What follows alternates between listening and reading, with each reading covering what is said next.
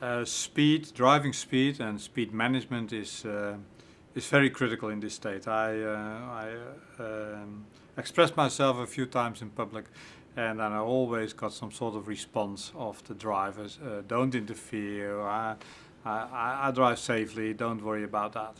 However, I do believe that speed is critical. It's very important item for road safety.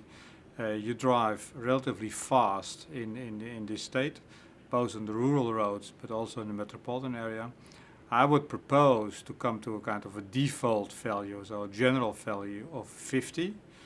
And of course you can depart from that, but only if the environment is safe enough of doing that.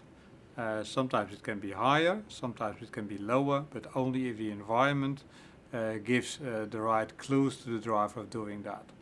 And I call that also a credible speed limit. If you make it credible, if people believe this is the right limit here because they can see that this is safe, that can be a way forward. The big problem you have here is that the road traffic is changing all the time. Every 500 meters you meet another environment. So you cannot change the speed limit every 500 meters. That makes people mad. On the one hand, you have to do that consistent. So this is the design of the road, so is the road look like, and that's how we adapt the speed limit to that specific design.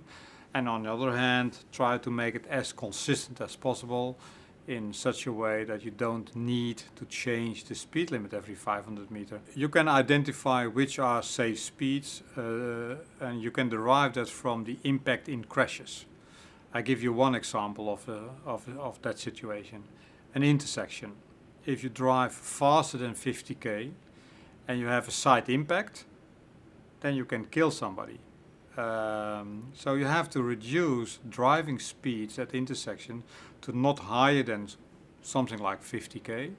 And then there is a fair chance with modern cars, with all these airbags we have in our cars today, that you don't have a serious injury.